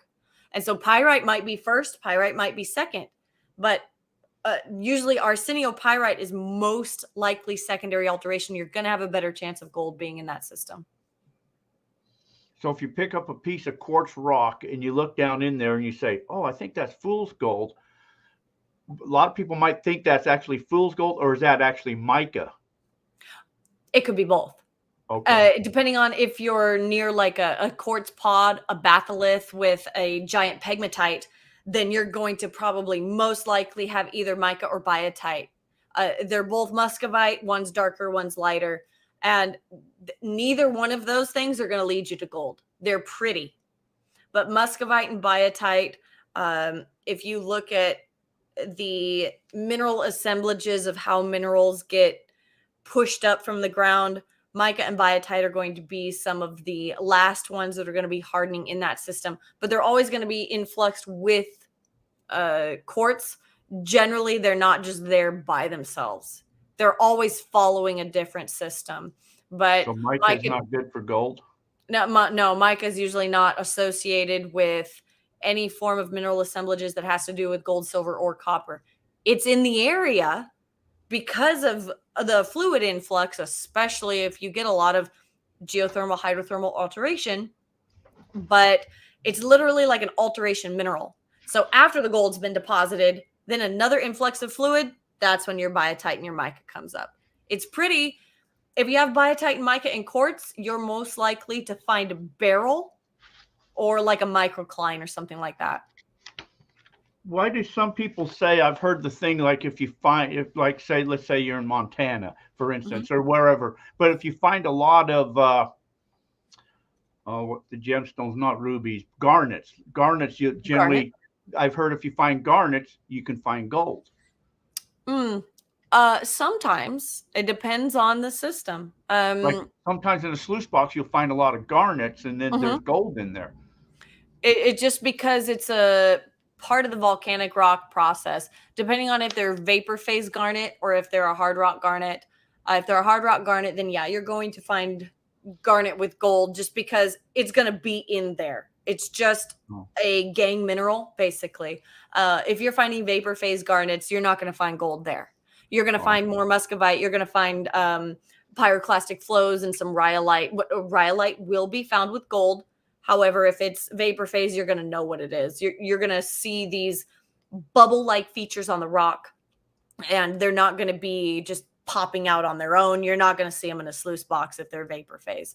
If you see them in a sluice box, it just means garnets are heavy. the specific gravity of them, because of the titanium and the nickel sometimes that's in the system making them the color they are, makes them heavier. So therefore you'll find them in the sluice box with gold. But it doesn't necessarily mean that because you find garnet, you're going to find gold. So, causation is not correlation. And so you can't necessarily count on one or the other. You've seen these books before, right? Yeah. So these are excellent books because they give you the township, the range, the sections. Oh, awesome. And they tell you what they pulled out, AU, AG, PB. But yeah, you're right that if you got, what's the first mineral, AU, AG, CU are all kind of right. Stay away from there or go mining or whatever. But yeah. So somebody said, when did you learn geology? So I went to school at the University of Nevada, Reno. And then I was a professional geologist for Freeport-McMoRan for 9 years. And other than that, I've been an independent consultant, and I go out and I look for this stuff. And the things that I've done, the things that I look for and go do have proven that what I'm looking for, what I'm looking at has produced gold.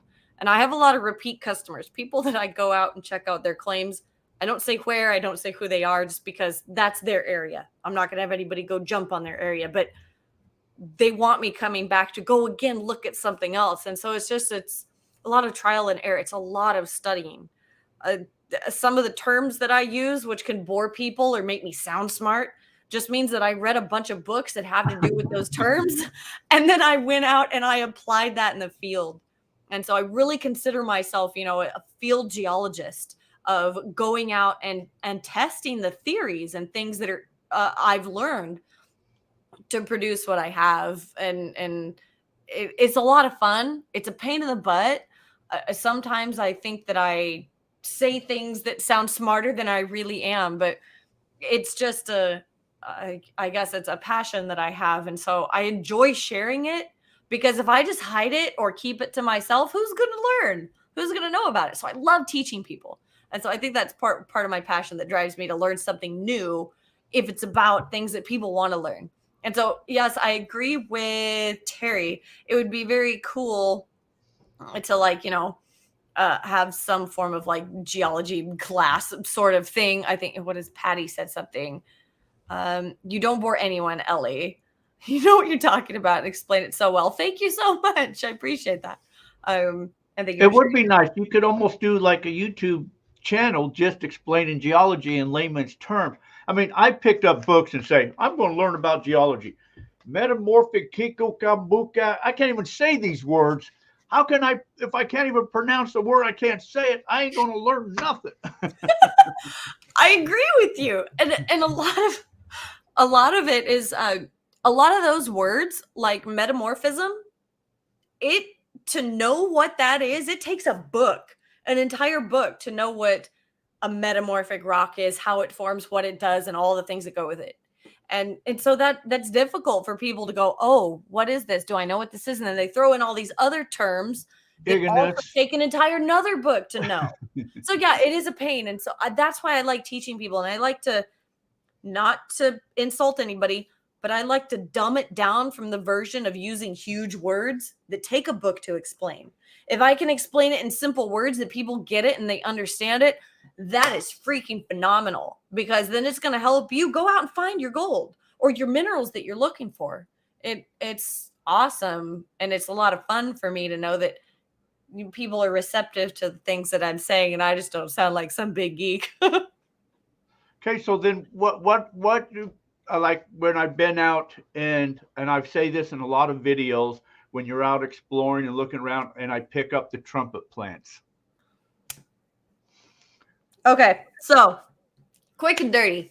If y'all leave, I'm sorry. If y'all hate me after this, I really apologize. However, so back what I said earlier.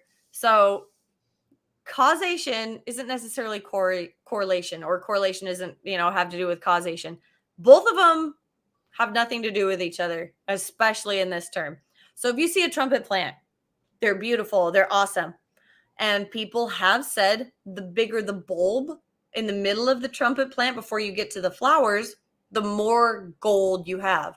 or the more minerals. I've never heard that, but Yeah, some people do, but so they're not far off. The bigger the bulb in the middle of the trumpet plant, the more heavy metal there is in the ground. Trumpet plants grow where there is heavy metals in the soil because that's where they thrive. That's where they become big and tall and beautiful. I mean, right now they're blooming all over different parts of Arizona, and they got the little tiny white flowers on top, and they're really cool. You very rarely see them green. And so people often find them around gold mines, right? Where you're looking for gold.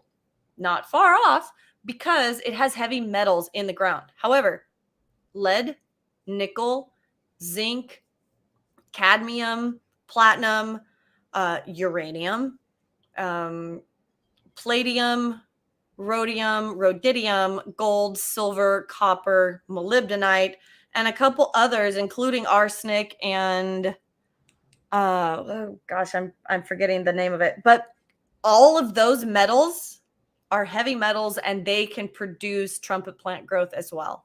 So just because you see one has nothing to do if you have gold in the area. Just the same as you see a pack rat nest.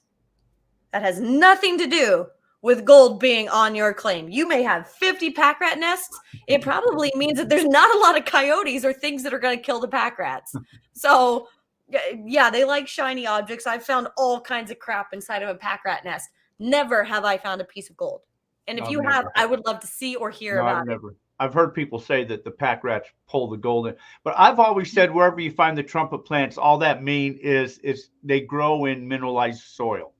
Heavy metal. It's not just minerals, it's heavy metals that they like. And so it's an even bigger chance than just having just a regular mineral. You actually have the shot of actually finding a heavy metal. Whether you're going to find it in a pan or a sluice or a dry washer, you have no idea. You just have to try. But literally, it has nothing to do with if there's gold in the area. Honestly, if you dig down in an old stream bed and you find roots in the stream bed, you're more likely to find gold around those roots in the stream bed than you are to find gold near a trumpet plant. Okay.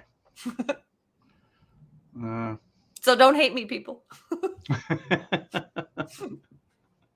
No, I mean, you can go out, just like you how many times have you say you drove up to Stanton? So you know that road. Oh, yeah. I know the area very well. And you pass all these washes, and how many people say, and I'm guilty of it too, back in the years, you see all the black sand. I mean, after it rains, all this black sand is in the wash. Mm-hmm. You say, oh, man, there's got to be gold there. So you get out and you scoop up all this black sand. You go pan it out, and there's no gold in it. Mm-hmm. So if you're seeing black sand on the surface, more likely it's a lot of magnetite. It's less hematite. Also, you probably have a crap ton of biotite, which also can be confused for black sand. Also, pyrite. Pyrite's very light, believe it or not. And pyrite can tarnish in the sunlight. And once it starts to oxidize, it gets a lot darker. So you might be seeing a combination of pyrite, biotite, and maybe some magnetite, but you're not going to be seeing your hematite right there on the surface. It's just not going to happen. I've always said, there won't be any gold in that sand. One thing, it's too fine. You want chunky black sand, chunky gold, fine black sand, fine gold, or no gold. So, but after it rains, because it's heavy, it's up on top. But then when it dries and all the wind blows, it covers it all back up again. And then it's back to your blonde sand. And you don't ever see it until it rains again. And now you'll see the black sand again. But how many people stop on those washes going in there?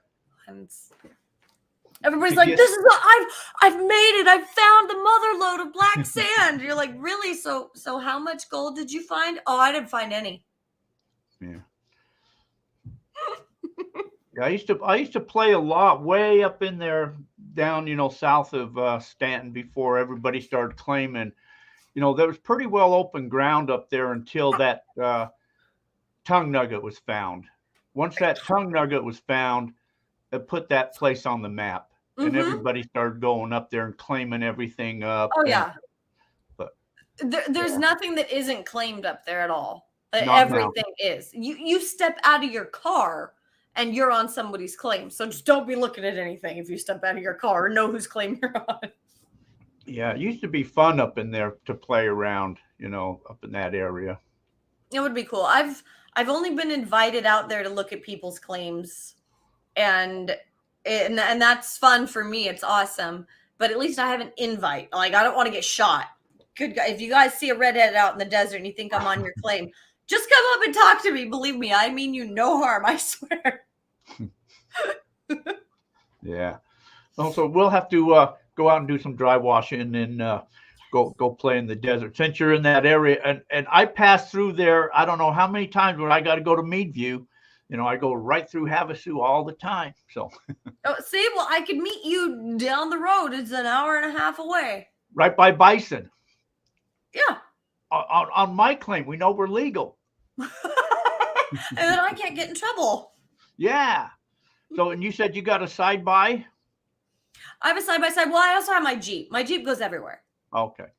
So like if I'm on the way like to Phoenix, I'm taking my car because the gas mileage is great, but because my Jeep's a 5-speed that's like made for off-roading and four-wheeling. And so it gets crap gas mileage, but I take it to all of the claiming areas and whatnot so that I can get out there and not get, in trouble. Well, we were talking about that. I think that Bison or whatever, when you leave the pavement and you hit the dirt road right there, I think the house to the left has horses. Okay. No, that's the same dirt road. Okay. That you get on to just take right off, out, just right off of Bison. Where you were talking about to north, it'd be northeast of Havasu, way up in there. Mm-hmm. Yeah. I know what you're talking about because they have a big old house up there too. Yeah, there's some rich and nice places, but yeah, I generally take the side-by and then I drop it someplace up in there that, truck and take off on the side-by back up in there. But yeah, we can take the dry washers and go up there and bring all of our friends. I only got one. I got a couple, but they're never necessarily in the area. Well, you can bring the fiance and we'll go up there and have some fun. Yeah, I'd love that. And yeah. So yeah, and then one day when you make it out here, like I said, I'm out here in the Vicksburg area. Mm-hmm. Then go up on the mountain and dry wash up there or metal detect. Oh yeah, for sure. I have every metal detector there is, so. I have the one that's all waterproof, the one that you can go scuba diving with. Or is it a mine lab? Yeah. Yeah, it is. No, I forgot. Dan, what's the name of the metal detector? Which one? Ours. Mine lab Excalibur 2. Caliber 2. Yeah. Okay, yeah. And so it's fully like waterproof because we go scuba diving out in the lake. Oh, man. Okay. Here's the deal then. Okay. Oh, man. I got the sun coming in, so I got this dot on my head. Oh, you're okay. I've checked in to take scuba diving classes in Havasu, but my thinking is I would be by myself to go out. I do have a boat. I would love to go out there and play. We have a pontoon boat, and both of us are advanced open water divers and deep divers. Well, then I'm definitely going to scuba dive now then. Shit, man. Yeah. I'm also dry suit certified, nitrox, like you name it. And I love scuba diving. And so we go out and treasure dive out here in Havasu. Yeah, I want to do that. That's fantastic. Okay, I will then definitely check in to go get scuba dived certified. Oh, yeah. No, so the Joel up here at one of the places, he got me my dry suit certification before I went to Greenland, just in case I had to use a dry suit. And I have all my other like dive certifications, like 3 or 4 or 5 or whatever they are. And I love it. Like it will go, as soon as the water gets warm enough, we suit up, put everything on the pontoon boat, and it's already set up for it. And yeah, we make a day of it. It's a blast. You'd love it. Well, then we got to do that. See, now you have an excuse to get certified diving. Yep. Perfect. Okay. So, hey, that sounds fun. We're going to have a lot of fun in the future, I can tell. just one thing you got to remember. And Dan, you being in the background. Dan, come here. Come say hi. Yeah, come say hi. Let me come and meet you, sir, because we're going to be seeing a lot of each other in the near future, I can tell. He wants to go get dive certified too. Oh yeah. Hi, it's been a Dan. while. Do it. Okay, perfect. Now, here's the thing. I used to DJ a lot of weddings, okay, Ooh. years ago. So one thing I would tell a bride and a groom is once you get married, don't let it destroy your everyday life where you become homebodies and just kick back. Still continue to do what brought you together and what you enjoy.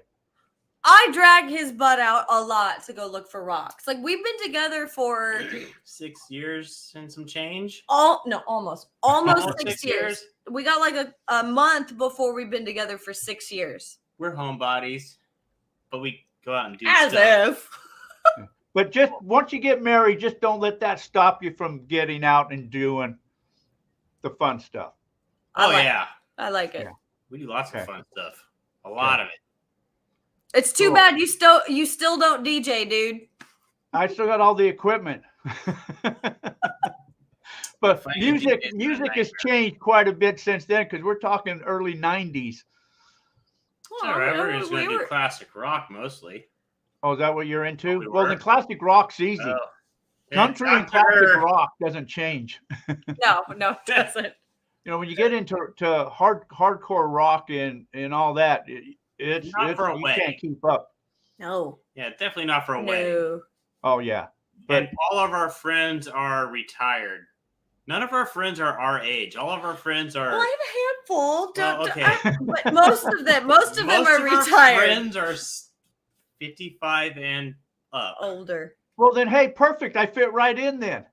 Yeah. I don't know if it's I'm weird or she's weird You're or we're weird. both weird. You're weird. I'm the nerd. You're No. weird. They say because you go for the older because that's the experience and the knowledge. That's right. Probably. And they're not stupid. Like they don't say stupid things like, "Hey, hold my beer. What's this?" I don't know. One of my retired friends kind of does that. Okay, well he's Dave's besides the point. He doesn't count though, because he can do that and get away with it. Thank you, Patty. I appreciate that. Cool. Anyway, yeah, so anyway, rock. it'll be fun. Yes, it will. Get dive certified. You will love it. Yeah. But like I said, I'm just by myself, and I would never want to go out by myself and do that. And I don't have any friends. You're not Yeah. technically supposed Yeah, to. you always need a diving buddy. Right. And you'll always find people to dive with, but Yeah. you're not supposed to dive alone. There's a whole Kind of little like a cardinal rule to not solo dive. Mhm. Yeah. And there's a whole little community here in Havasu that goes and dives the lake. Nathan Adler loves to dive. Do you live in Havasu? He lives near Vicksburg. I'm south of Parker. See, what? Oh, it's an yeah, hour that's and a half not away. far. Huh? Yeah, there's No. a bunch of people in Havasu that dive, Yeah. especially now it's warming up. We're going to go do the P38 pretty soon. Mm-hmm. No, I've called and I talked to one of the dive shops up there about classes to come up and what all I have It's to got to go be Joel. Mm-hmm. Yeah. Yeah. Joel's the only dive shop here. It's got to be Joel Silverstein then. Yeah, he's really cool. through. Yeah. So I talked to somebody about it and I was going to schedule, but then I backed out at the end just because I figured I'm by myself, man. Yeah, just get it done and do it. And Get if it you're done. You're done. Mm-hmm. And if you want to do it in Phoenix, we got some really good friends that are dive instructors in Phoenix. Yeah, and they're really good at what they If do that's too. more convenient, they're really awesome people. Yeah. I'm closer to Havasu, so Yeah. Yeah. but that's my stomping grounds. Yeah.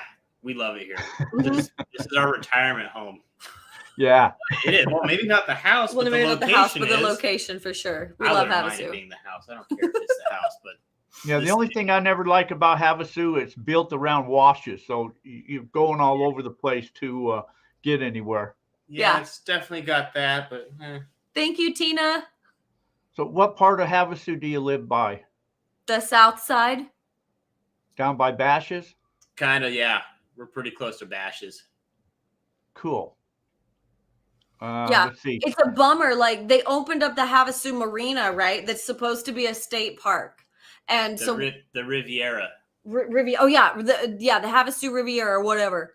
And so we have a state park pass in order to launch our boat at the state park. So we're like, yes, we are right down the road. We'll be able to launch there. No. State They don't passes. allow state passes at their area. You have to buy a special one that only works there. So we're like, you guys suck. So then we have to drive all the way to the other side of town. Yeah. But Oh well. or we go to Cattail Cove. All We'll right, go we'll down see you there later, too. Dan. They said Yeah. goodbye. I'll see you later. There's no chair right there, and the floor is killing my knees. Yeah, no, that's okay. I have a feeling you're going to be seeing more of me. She's pretty to look at anyway. I love you. Oh, that's special. All right, Elley, we'll let you guys go. It's been awesome. It's been fun. Anybody got any final questions before we let old Elley go? Any questions? I've been balancing very particular because my cat has been asleep on my lap the entire time. Oh, that's Yeah. nice and warm. Mm-hmm. You think?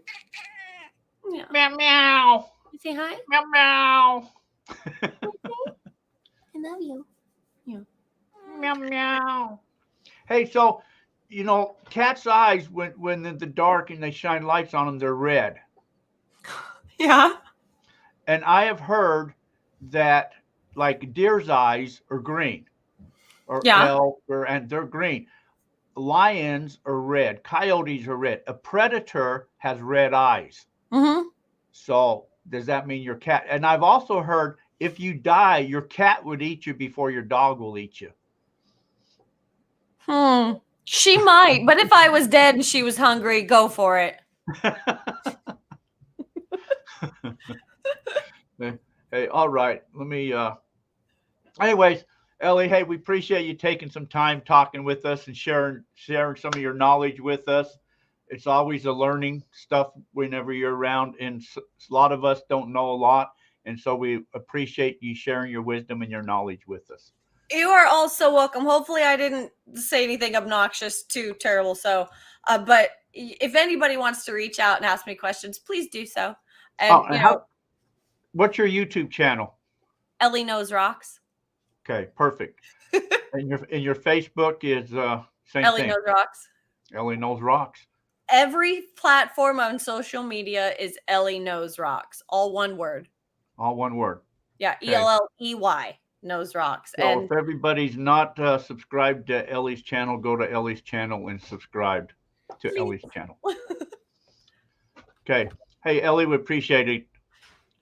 Thank you. Thank you so much, Jack. I so appreciate it. And thank you all for your questions. I hope you have a lovely evening. Good luck to you guys. Congratulations, and we'll see you soon. Thank you. Bye. Okay. Bye-bye. All right, everybody. Thanks for watching. You guys all take care until we meet again. Thanks for watching, everybody. Subscribe to this channel right here. Thanks, everybody. Take care. Have a good evening. Till next week.